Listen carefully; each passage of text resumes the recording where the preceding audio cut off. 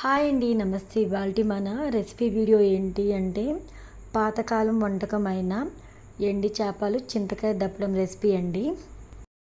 First time చేసే వాళ్ళకి కూడా పర్ఫెక్ట్గా అయితే కుదురుతుందనమాట. చాలా బాగుంటుంది టేస్ట్ అయితే. నాకు తెలిసి మీరు చాలామందికి ఈ రెసిపీ తెలియకపోవచ్చు. ఈ ప్రాసెస్ వచ్చేసి చాలా సింపుల్గానే ఉంటుందండి. మనమైతే చింతకాయలు అయితే తీసుకొని శుభ్రంగా కడిగి తీసుకోవాలి. చింతకాయలు ఎన్ని తీసుకోవాలనేది ఇక్కడ వీడియోలో చూస్తున్నారు కదా. ఇలా మనం చింతకాయలు తీసుకోవాలి. సుమారుగా చెప్పాలంటే ఒక 10 లేదా 15 వరకు చింతకాయలు అయితే తీసుకోండి. ఒక 2 సార్లు వాటర్ పోసి శుభ్రంగా కడిగి ఆ తర్వాత ఫ్రెష్ వాటర్ యాడ్ చేసేసి స్టవ్ ఆన్ చేసేసి చింతకాయలు అయితే ఉడికించుకోవాలి. చింతకాయలు ఉడికేటప్పుడు ఉప్పు అనేది అస్సలు అవసరం లేదండి.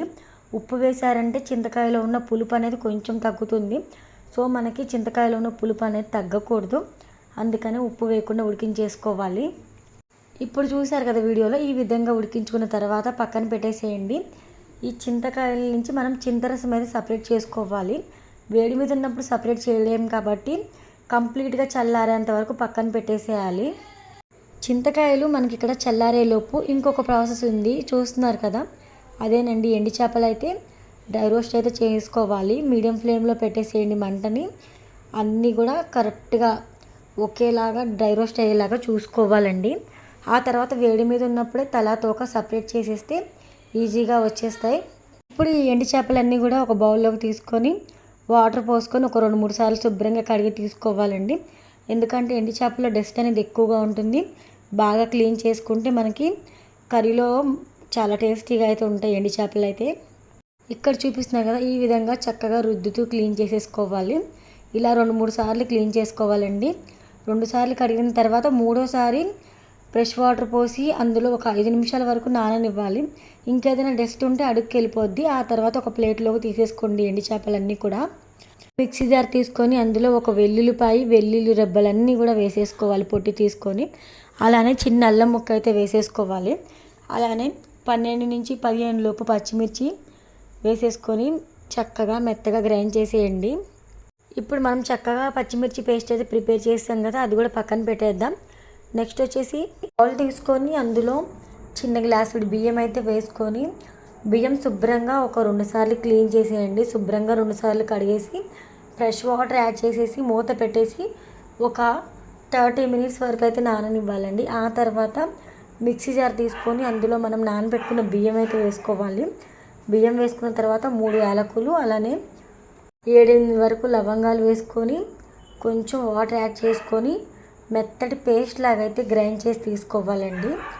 మెత్తటి పేస్ట్ లాగైతే గ్రైండ్ చేసి తీసుకొని పక్కన పెట్టేసేయండి. ఇప్పుడు కర్రీని ప్రిపేర్ చేసుకోవడం కోసం స్టవ్ ఆన్ చేసుకొని అడుగు మందంగా ఉన్న బాండీ ఒకటి పెట్టేసి ఆయిల్ అయితే పోసుకోవాలండి. ఇక్కడ 3 టేబుల్ స్పూన్ ఆయిల్ అయితే కరెక్ట్గా సరిపోతుంది. ఆయిల్ అనేది కొంచెం ఎక్కువే ఉండాలి. ఆయిల్ కాగిన తర్వాత 1 టేబుల్ స్పూన్ జీలకర్ర వేసుకొని వేయించుకోండి. ఆ తర్వాత ఒక ఉల్లిపాయ తీసుకొని సన్నని ముక్కలుగా కట్ చేసుకొని వేసుకోండి.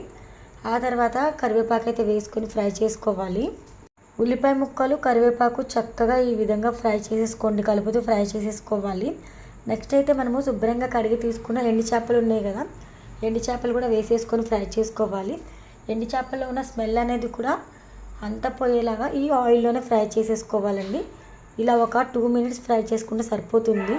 1/2 టేబుల్ స్పూన్ వరకు అయితే పసుపు అయితే యాడ్ చేసేసుకోండి. పసుపు వేసుకున్న తర్వాత మనం ముందుగానే రుబ్బి పెట్టుకున్న అల్లం పచ్చిమిర్చి పేస్ట్ ఉంది కదా, అల్లం పచ్చిమిర్చి పేస్ట్ని కూడా యాడ్ చేసేసుకొని పచ్చిమిర్చి నుంచి పచ్చివాసన ఏమాత్రం లేకుండా ఉండేలాగా చూసుకుంటూ ఈ విధంగా కలుపుకుంటూ ఫ్రై చేసుకోవాలి.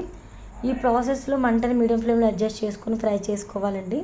ఈ చింతకాయల ఎండి చేపల దప్పడం రెసిపీ అయితే మీరు రైస్లోకి అయితే తింటే చాలా బాగుంటుందండి. రైస్ కూడా వేడివేడిగా ఉంటే ఇంకా సూపర్గా ఉంటుంది. డెఫినెట్గా మీ ఇంట్లో ట్రై చేయండి ఒకసారి. యాక్చువల్గా ఈ కర్రీలోకి పచ్చికారం మాత్రమే వేస్తారు. కొంచెం ఫ్లేవర్ కోసం నేనైతే 1 టేబుల్ స్పూన్ కారం పొడి కూడా వేస్తున్నాను. నెక్స్ట్ అయితే ఒక టమాటో తీసుకొని సన్నని ముక్కలుగా కట్ చేసుకొని వేసుకోవాలండి. టమాటో పులుపు అలానే చింతరసం యాడ్ చేస్తాం కదా, చింతరసం పులుపు 2 బ్యాలెన్స్ అవ్వడం కోసం టమాటో యాడ్ చేస్తున్నాం. కాయలు మరీ పుల్లగా ఉండవు, అలా అని చెప్పి మరీ ఒగరుగా ఉండవు.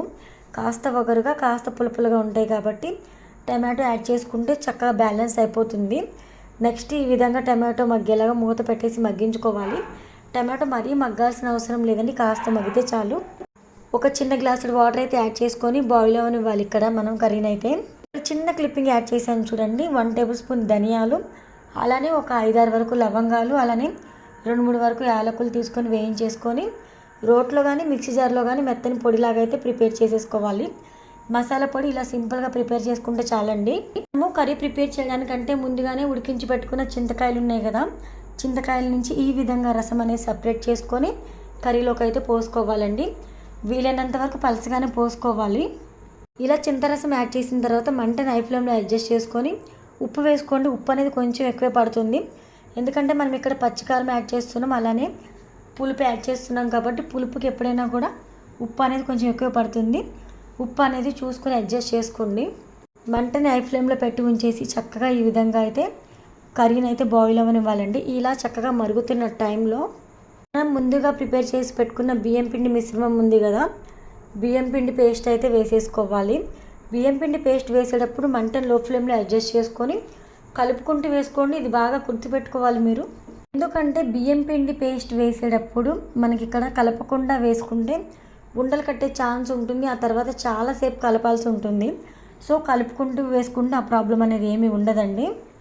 అండ్ ఇక్కడ మనం చూస్తున్నాం కదా, ఇక్కడ మనము బియ్యం పిండి పేస్ట్ అయితే యాడ్ చేసిన తర్వాత కర్రీ కొంచెం కొంచెంగా చిక్కబడుతూ ఉంది. అలానే అప్పటికప్పుడు ఫ్రెష్గా రుబ్బిన మసాలా పొడి 1 టేబుల్ స్పూన్ యాడ్ చేసేసుకోవాలి. అలానే కొత్తిమీర పుదీనా యాడ్ చేసేసుకోవాలండి. చిన్న క్లిప్పింగ్ ఇక్కడ మిస్ అయింది, కొత్తిమీర పుదీనా వేసే క్లిప్పింగ్ అయితే మిస్ అయిందనమాట. సో కొత్తిమీర పుదీనా అస్సలు స్కిప్ చేయకుండా వేసుకోండి, ఫ్లేవర్ చాలా బాగుంటుంది. ఇప్పుడు మంటని కంప్లీట్గా లో ఫ్లేమ్లో అడ్జస్ట్ చేసుకొని మూత పెట్టేసి ఒక 5 నిమిషాల పాటు ఉడకనివ్వండి. ఆ తర్వాత మనకి లైట్గా కర్రీ నుంచి ఆయిల్ అనేది సపరేట్ అవుతుంది. ఆ తర్వాత ఈ విధంగా అయితే కర్రీ అనేది ఇంకొంచెం చిక్కబడుతుందండి. ఇంతేనండి, చాలా సింపుల్గా చేసుకోవచ్చు. ఇంతేనండి, చాలా సింపుల్గా ఎండు చేపల దప్పడం ప్రిపేర్ చేసుకోవచ్చు. మరి మీరు కూడా ట్రై చేసేయండి.